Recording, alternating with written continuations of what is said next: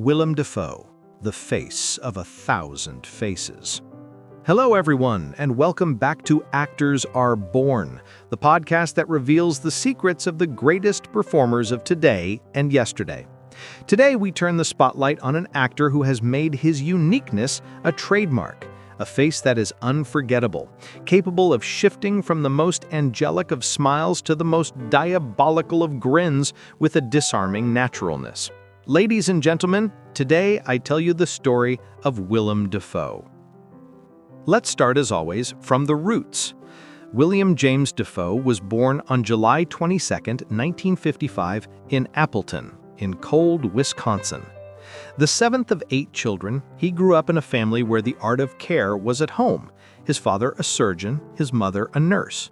But it is clear that another passion also ran through the Dafoe veins, that for acting. To give you an idea, 4 of his 5 sisters would become actresses. Was he influenced by his family environment? Who can say?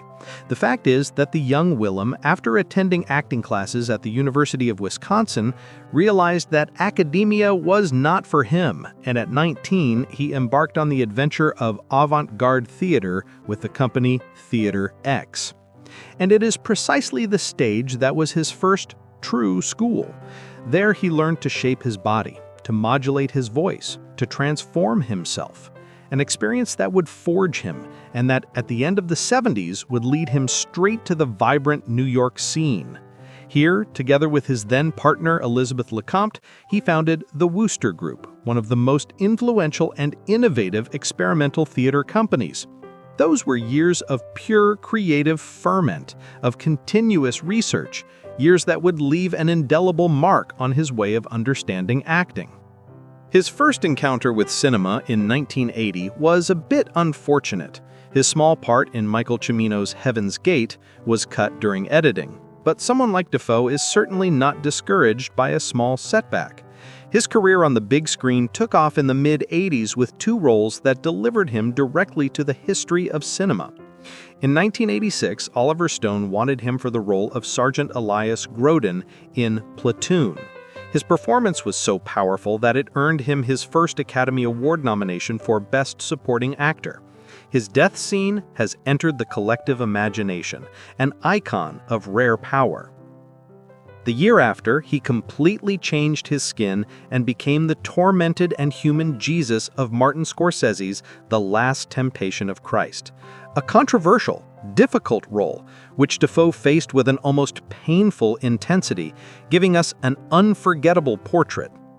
From that moment on, his filmography has been an incredible gallery of memorable characters and collaborations with the greatest directors of our time. David Lynch, Wes Anderson, Lars von Trier, Spike Lee, just to name a few.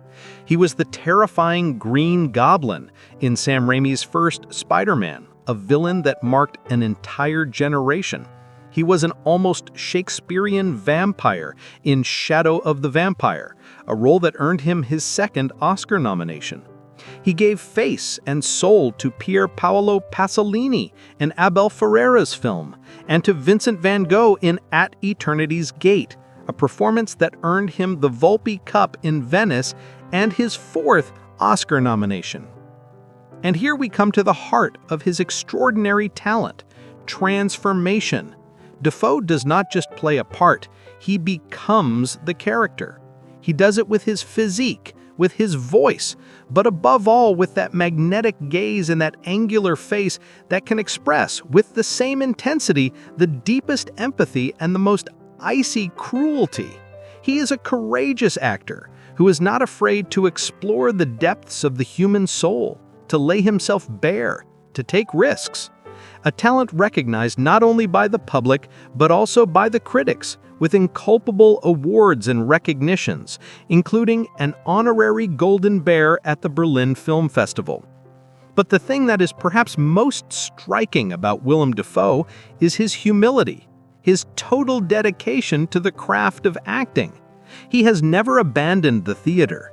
He continues to choose independent and audacious projects without ever resting on the laurels of a now consolidated Hollywood career.